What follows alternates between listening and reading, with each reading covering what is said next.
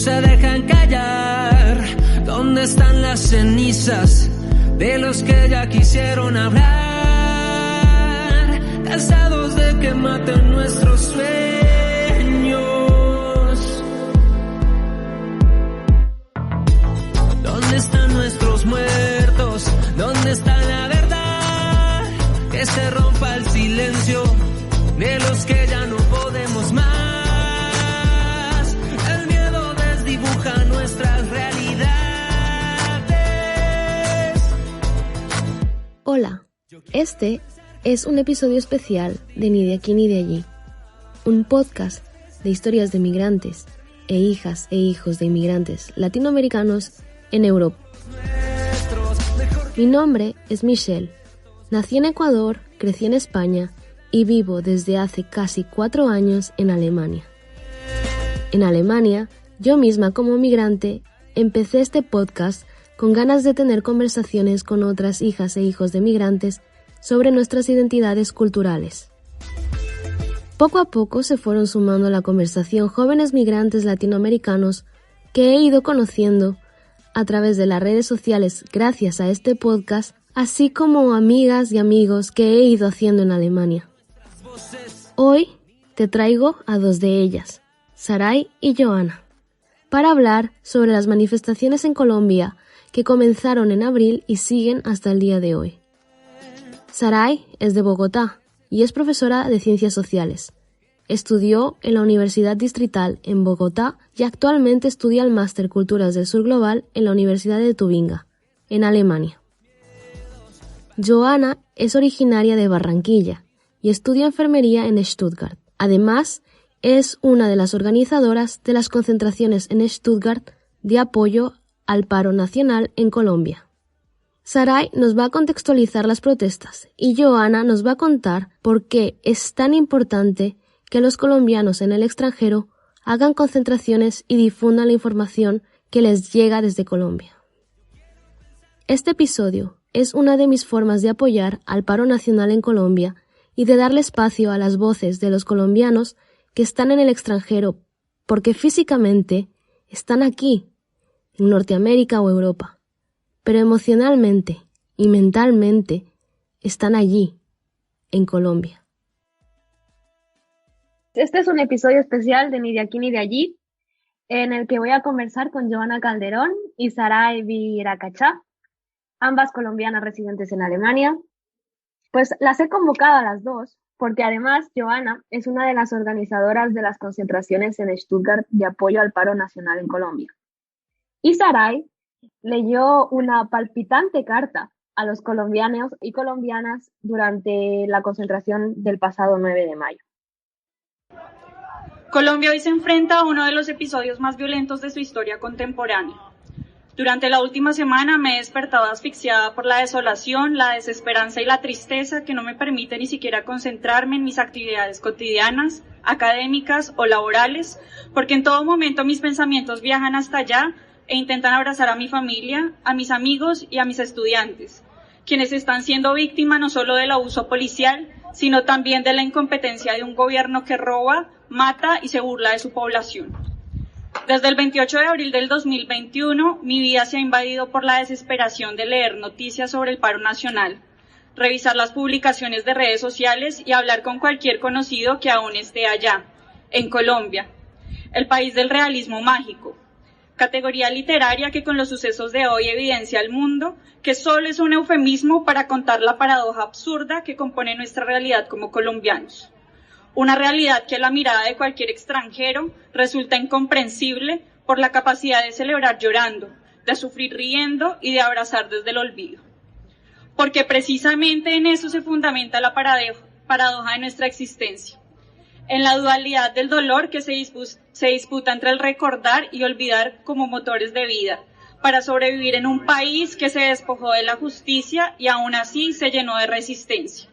Un país lleno de desigualdad, miseria y corrupción, que sigue luchando cada día para arrancar desde la raíz a la élite parasitaria que nos ha gobernado por muchos años y que ha intentado aniquilar la esperanza de su población, dividiendo a su pueblo, mintiéndolo y desangrándolo.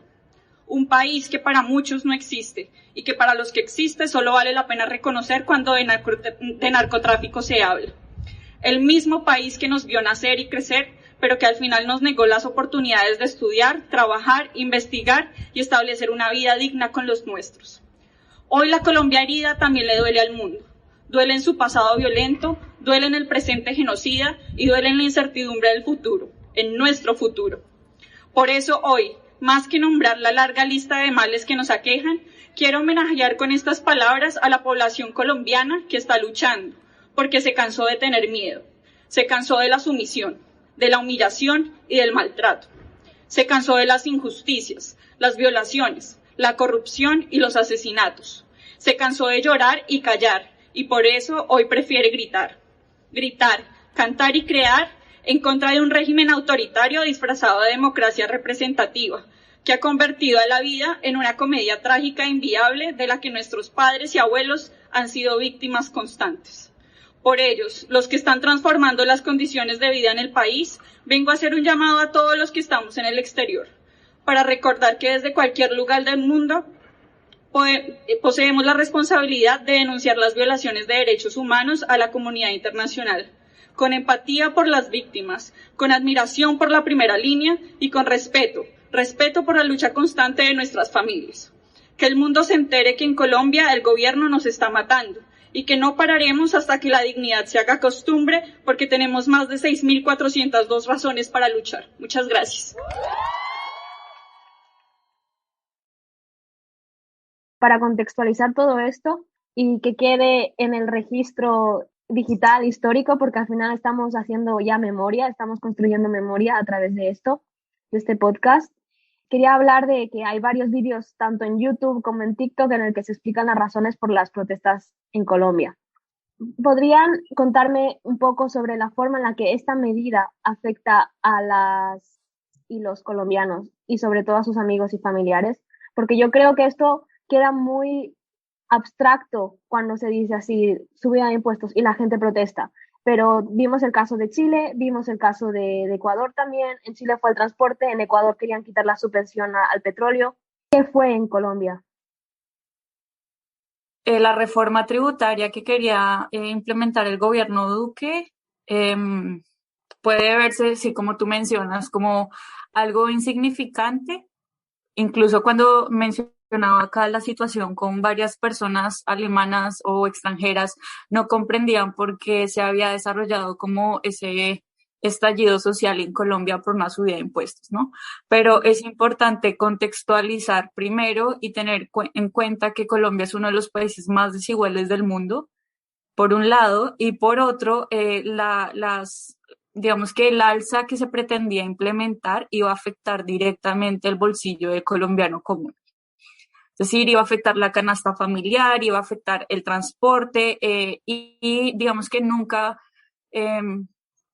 la población no siente garantía de que esta subida de impuestos vaya a mejorar las condiciones de vida de las personas por fenómenos como la corrupción, por la violencia misma que hay en el país, sino que al contrario va a dificultar, digamos, como el día a día en el país, el día a día de las personas, y va a verse gravemente afectada por esta subida de impuestos. Entonces, estamos hablando de una problemática que afecta directamente a las clases sociales más bajas, uh-huh, en vez de las clases sociales más altas. Y creo que también otro de los elementos que fomentó este estallido social fue ver cómo el gobierno de Duque durante la pandemia dio ciertos subsidios, ciertas ayudas económicas a los empresarios o a las empresas más grandes en Colombia en vez de a las personas. A las pues, armas. Exacto, entonces dieron mayor incentivo y mayores subsidios también a las fuerzas militares, y esto obviamente digamos que no justifica el hecho de implementar una reforma tributaria con el pretexto de que el país necesita una ayuda económica porque necesita saldar las deudas que se generaron durante la pandemia. Entonces, lo que se evidencia es que sí hay dinero, sí hubo dinero durante la pandemia, pero que estuvo mal dirigido por parte del gobierno y digamos que también se evidenció como los intereses, ¿no? Los intereses de beneficiar otra vez a las élites económicas y de beneficiar o de fortalecer más bien las Fuerzas Armadas en Colombia. A nivel personal, sé que las dos han tenido el corazón en la mano todo este tiempo porque gente cercana a ustedes estaban en las calles protestando. ¿Cómo iban procesando la información que les llegaba?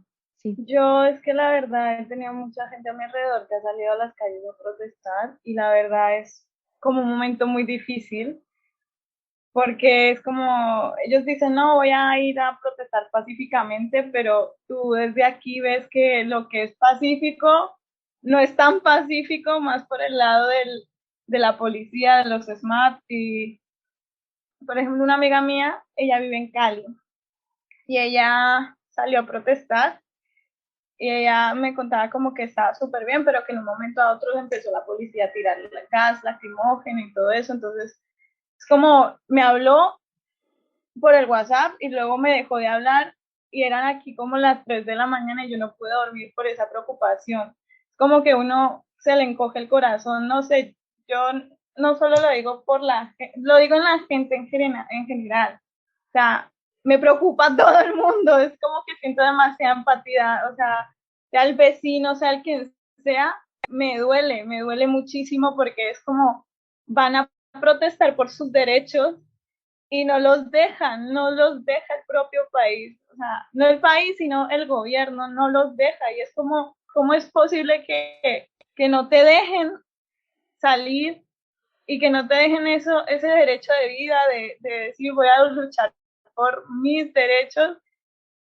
Y da miedo, da mucho miedo, o sea, yo he pasado, y lo puedo decir, he llorado mucho, no he dormido nada, hasta el día de hoy pues puedo más o menos dormir, pero yo creo que es por la empatía que uno siente y como que te duele el país, o sea, aunque uno lleve mucho tiempo fuera, te duele, o sea, un buen colombiano le tiene que doler el país estando lejos. Eso es lo que yo siempre he dicho, aunque tú estés fuera, tú no te olvides de dónde vienes, porque eso es lo tuyo y a mí me duele mi país. Aunque yo con 10 años me haya ido, a mí me duele la gente, me duele ver vídeos de gente como pasándolo mal, de muertes, hay demasiada muerte, o sea, eso es impresionante, sinceramente. Sí, yo concuerdo completamente con Joana. Yo vivo también con un amigo que es de Colombia y los dos durante estas semanas hemos estado muy afectados, o sea, emocionalmente hemos estado muy afectados.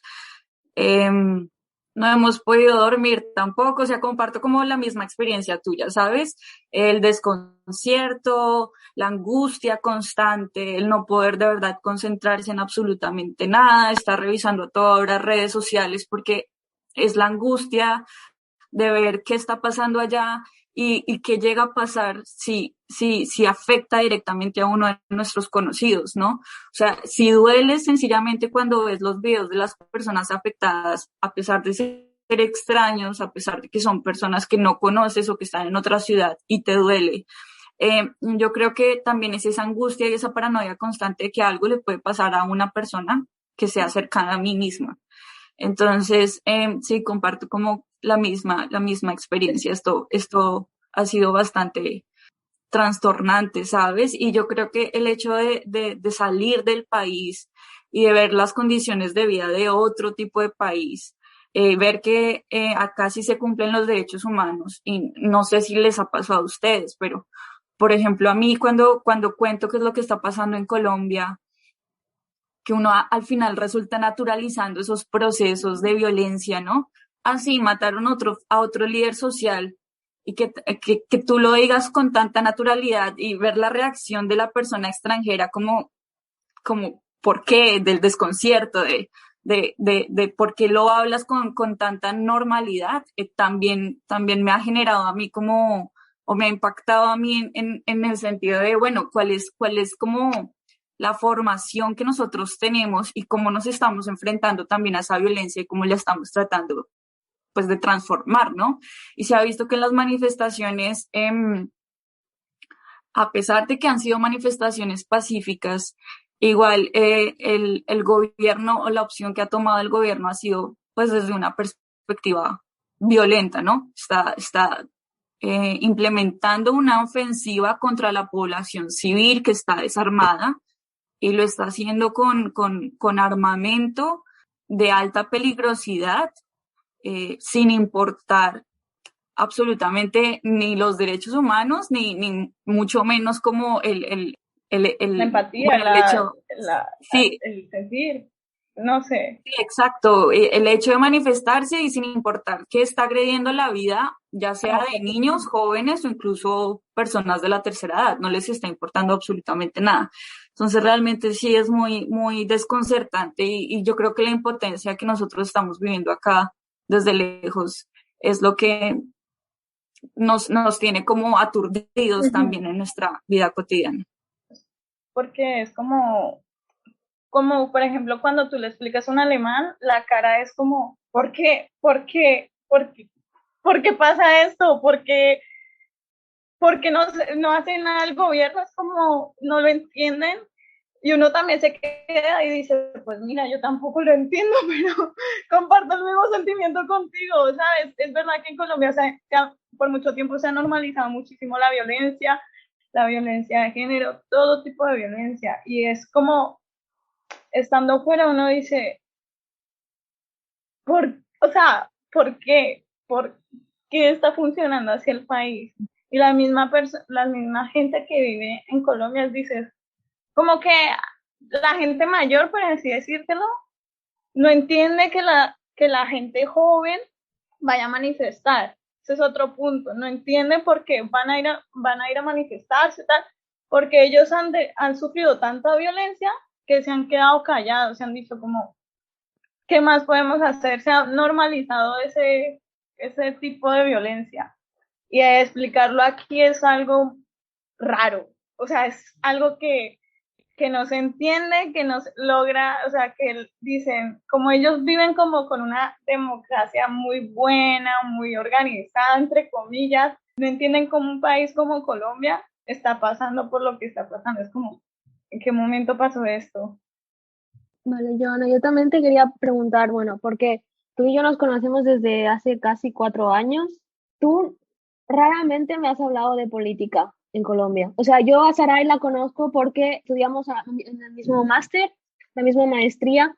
Nosotras pues estamos expuestas constantemente a conversaciones, charlas sobre estos temas, incluso a nivel personal, ¿no? Es algo inevitable casi. Pero tú y yo siempre ha sido como, raramente hemos hablado de qué es Colombia para ti, y cómo la vives, cómo la sientes a nivel político, más allá de lo que ya han mencionado las dos, los estereotipos y la típica bromita del narcotráfico. O sea, si se habla de Colombia, se habla de narcotráfico. Ya está. Y eso es algo que tú siempre me has contado que te genera mucho malestar y que no. Entonces, no sé si me podías aquí... Sobre el tema de política, te voy a ser muy sincera.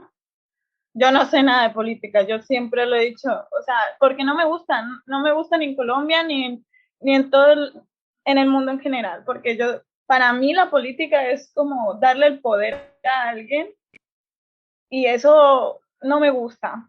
Pero te voy a contestar otra cosa, con todo lo que está pasando en Colombia, yo me voy a registrar para votar y me voy a informar de todos los partidos, de todos me voy a informar porque me ha abierto los ojos. O sea, ¿cómo decirte?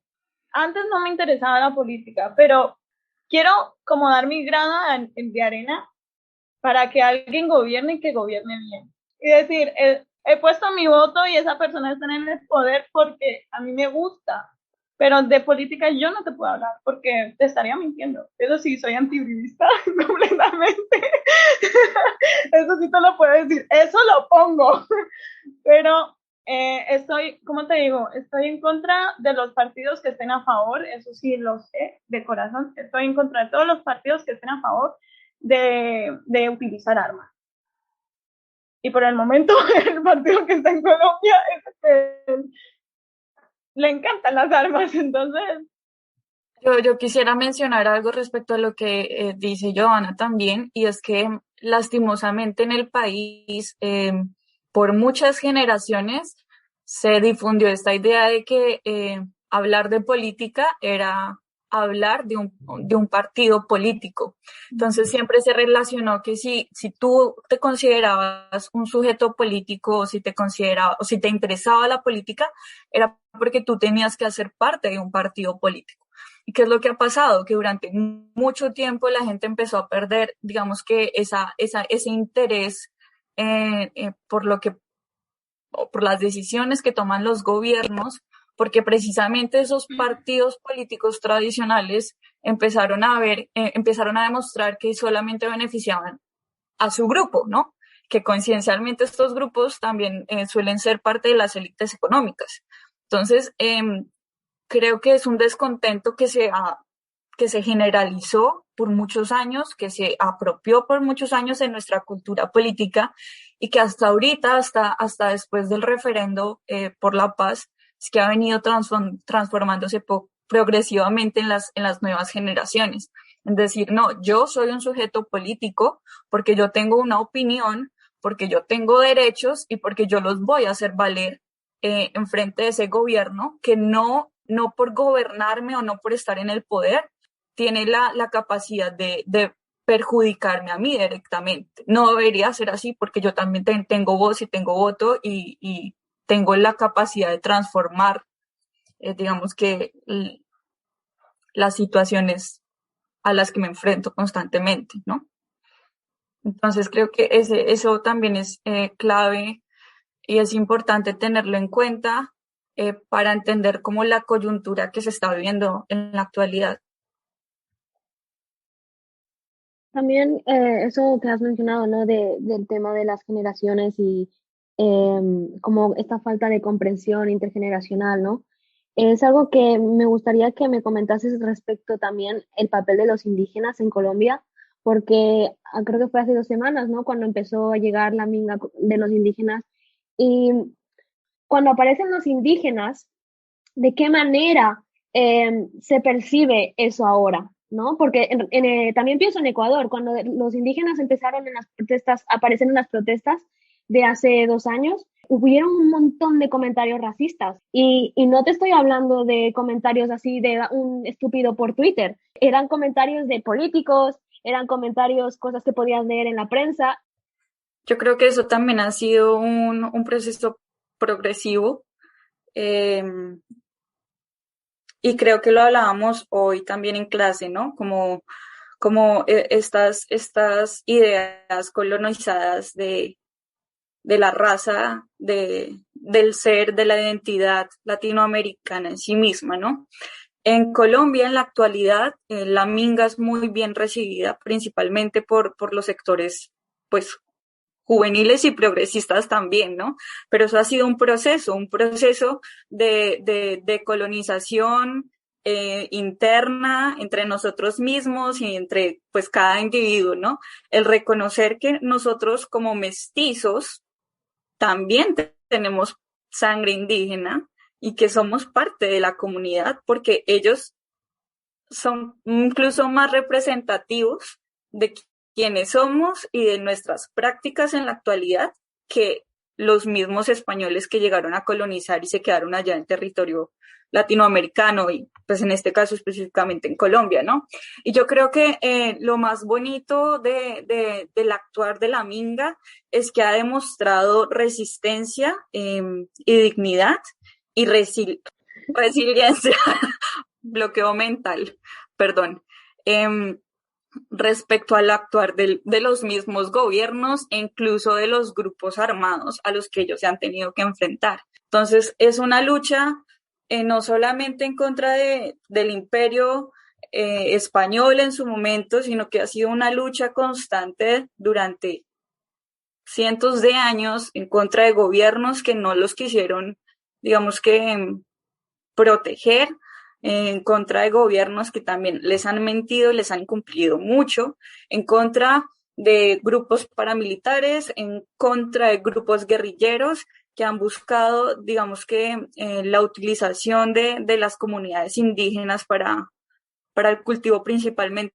de coca, digamos que negándoles también otras oportunidades agrícolas y negándoles también otras oportunidades comunitarias en sí misma, y esto ha hecho también que las mismas comunidades hayan dicho no más, nos cansamos, vamos a seguir el ejemplo de Quintín Lame, vamos a protegernos a nosotros mismos, vamos a establecer nuestra guardia indígena con nuestra ancestralidad, con nuestra dignidad, con nuestra identidad, con nuestras prácticas culturales, con nuestra apariencia física, y vamos a reivindicar nuestros derechos.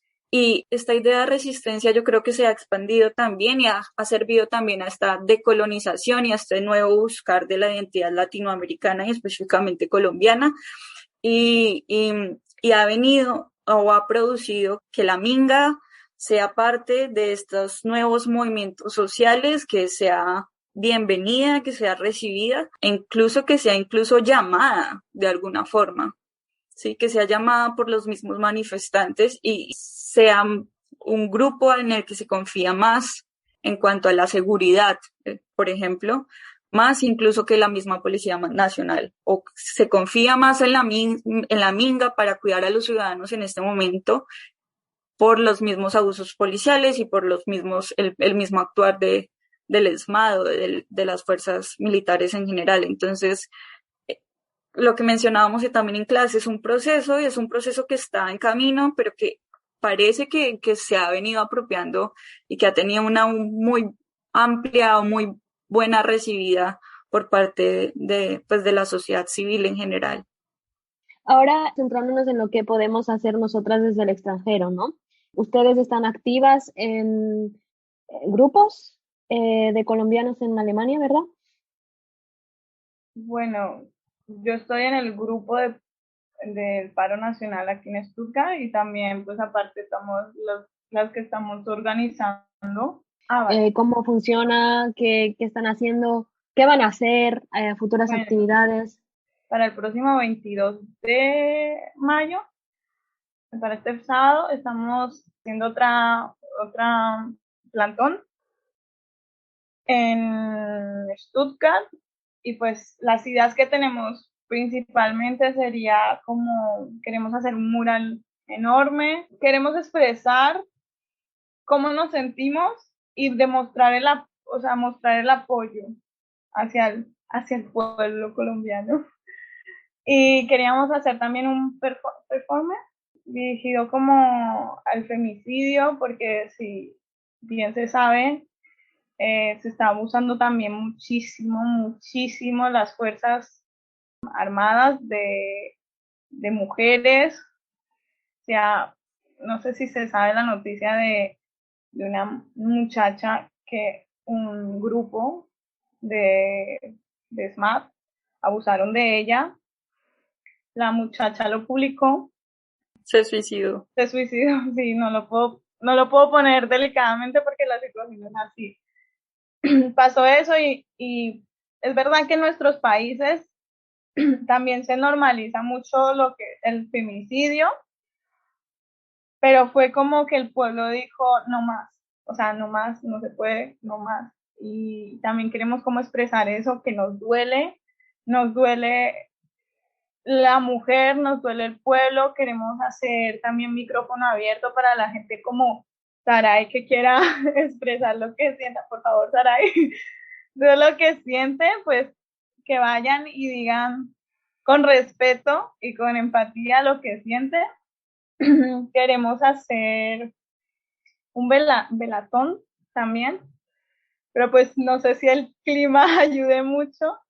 Tenemos muchas cosas planeadas, tenemos también música, baile, porque eso es lo que también a nosotros como colombianos nos representa. Nosotros donde vayamos somos alegría, y aunque es un momento difícil, somos eso, somos alegría, somos baile, y queremos como también llamar la atención de gente que pase por ahí y diga, ¿qué es eso? ¿Qué está pasando? Porque en la anterior manifestación se acercó mucha gente también a preguntarme a mí como qué está pasando, y mucha gente de aquí en Alemania no tenían ni idea de lo que está pasando en Colombia. Hasta el día de hoy siguen sin tener idea de lo que está pasando en Colombia, porque en Colombia se está, ¿cómo te digo?, cortando la comunicación, ¿no? y no se les deja expresar, se les está quitando el internet, se les está quitando la luz, se les está tapando la boca. Entonces, ellos no pueden, nosotros sí podemos, y mediante las manifestaciones que poco a poco, pues yo me he metido de lleno en eso, sinceramente, me ha tocado mucho. Entonces, yo estoy intentando con el poco tiempo que me queda programarlas, y con un grupo maravilloso de chicas que me están ayudando muchísimo, pues estamos organizando y esperemos que quede lo mejor posible y que la gente se sienta identificada y que aporte yendo y mostrando lo que sienten. Vale, entonces, una vez que tú informas y que, bueno, divulgamos información, ¿no? Porque eso es lo que, cuando te pregunté qué puedo hacer, ¿no? Y me dijiste, bueno, comunicar, informar, repostear. ¿Qué más podemos hacer? Llega mucha gente, es verdad que a mí me ha llegado mucha gente diciéndome cómo puedo ayudar, cómo puedo aportar. Nosotras, por así decírtelo, cogemos dinero y nosotras nos hacemos cargo de mandarlo a Colombia, de buscar alguna organización y mandarlo.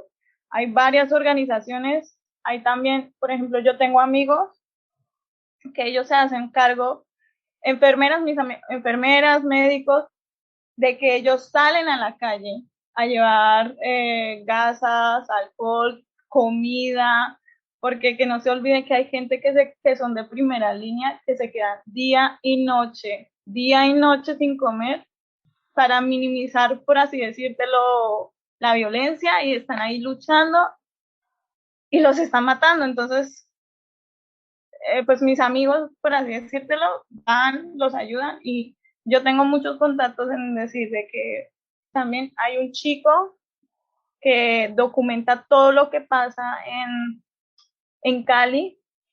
No sé si lo conocen, creo que se llama Jafra.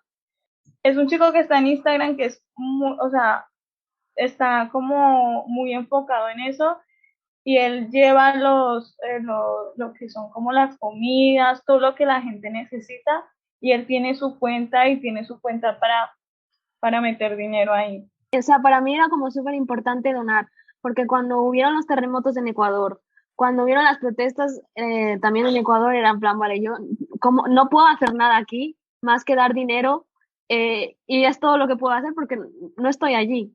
Y desde aquí lo que puedo hacer es esto, o sea, y lo quiero hacer, ¿cómo lo hago, no? Pero encontré Red Condor Collective, que están ayudando a los activistas en Colombia.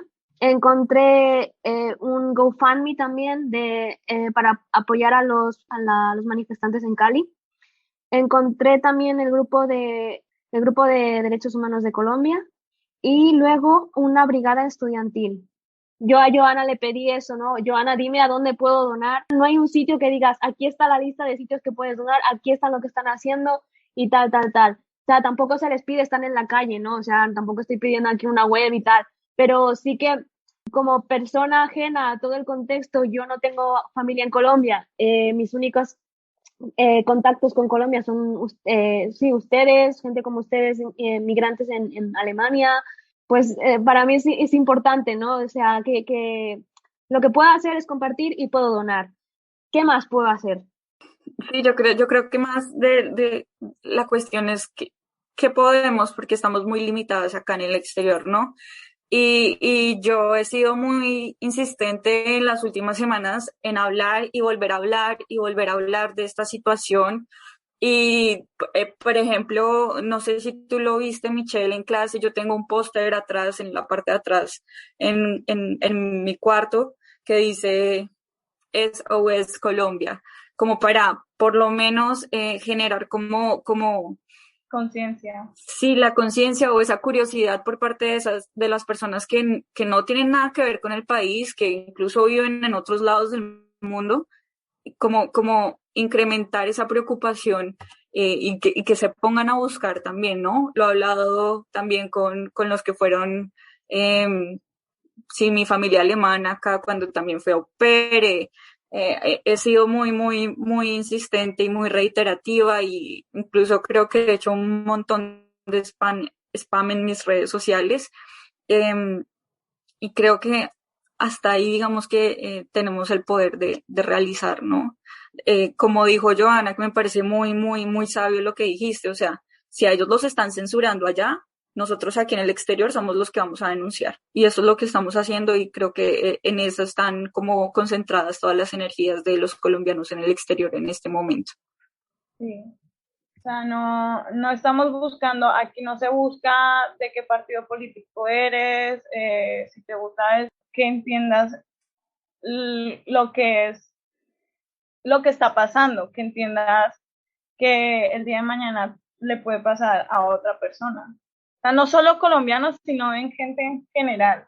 Que lo que puede estar pasando en Colombia puede pasar en cualquier parte del mundo que lo está pasando. Hay otras partes del mundo que también la están pasando mal, pero sinceramente me duele mi patria. O sea, el comentario que siempre he escuchado es, pero ¿para qué se quejan si el país también está peor? Eso lo he escuchado full de veces y me lo han dicho muchísimo. Y mi comentario es, ya lo siento, pero es mi paz. Yo estoy peleando es por mi país. Y si el día de mañana me vienen y me dicen esto está pasando en Venezuela, voy a salir y voy a hacer lo mismo porque también lo hice.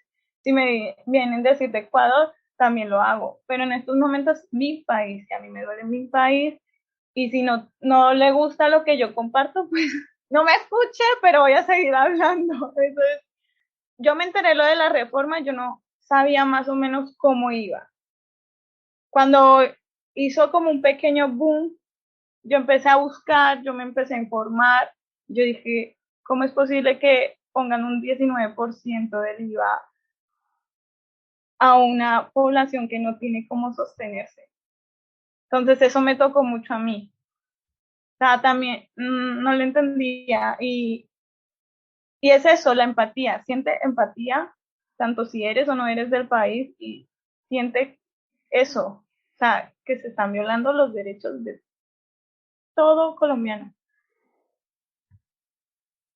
Quería hacer también un llamado precisamente como a esas personas que están en el exterior, específicamente a los colombianos que están en el exterior, y también recordarles que no por lo privilegiados que somos de estar afuera del país, significa que nos tenemos que olvidar completamente del país. Yo no soy muy patriota, como sí, respecto a símbolos o ideas o cosas por el estilo, pero la afectación que se está dando en este momento es muy, muy intensa y no significa que porque nosotros estamos bien, entonces los demás que se quedaron allá, que no han podido salir, porque esa es la cuestión. Mucha gente quiere salir del país, pero muy pocos lo pueden hacer. Entonces, no porque tú fuiste beneficiado de alguna u otra forma, significa que el resto se tiene que, perdón la expresión, joder y seguir, digamos que, enfrentando una vida llena de dificultades y problemas e injusticias, y que eso es normal. Eso no es normal y creo que las personas que están en el exterior se han dado cuenta de eso y por eso es importante recalcar que, como dijo Johanna, el compromiso para hacer que de Colombia un país mejor está también en hablar de esta situación en este momento y de comprometerse también en que no porque estoy afuera significa que voy a dejar de votar o voy a omitir o ignorar los llamados o los gritos de auxilio que se están produciendo en este momento, ¿no? Entonces, el otro año se supone que nuestra democracia representativa, van a haber elecciones, por favor, inscriban la cédula, vayan a votar y vayan a votar conscientemente respecto a el partido o el candidato, no que los representa completamente, pero que sí se compromete a hacer un país un poco mejor, por lo menos, ¿no? Y por favor, informarse, por favor, leer la historia de Colombia, saber cuáles son los vínculos, las relaciones políticas que tienen esos políticos que se van a presentar el otro año, para no volver a caer como en el mismo error de decir, de dejarnos engañar con los cuentos de que nos vamos a volver como el país vecino, de que nos vamos a volver comunistas, socialistas, y entonces que todos vamos a ser pobres y vamos a estar en la miseria. Porque eso está pasando en este momento, porque esas cosas son las que nos están afectando. La violencia a la cual le teníamos miedo en la ciudad es la que se está viendo presente en estos momentos. La guerra del campo se trasladó a la ciudad, y ese es el llamado que necesitamos hacer para todos los colombianos, para que sean conscientes de su poder político, ¿sí? Poder en la cuestión de que entre más nos apoyamos, más vamos a transformar la sociedad. Somos intimidantes cuando juntos podemos gritar que se espanten los miedos. Gracias por acompañarnos hoy. Si tú también quieres donar o informarte más sobre lo que está pasando en Colombia, revisa las notas de este episodio, donde encontrarás enlaces a los perfiles de Instagram de los medios independientes que están informando sobre el paro, así como de las asociaciones que hemos mencionado en este episodio que están ayudando a los heridos del paro.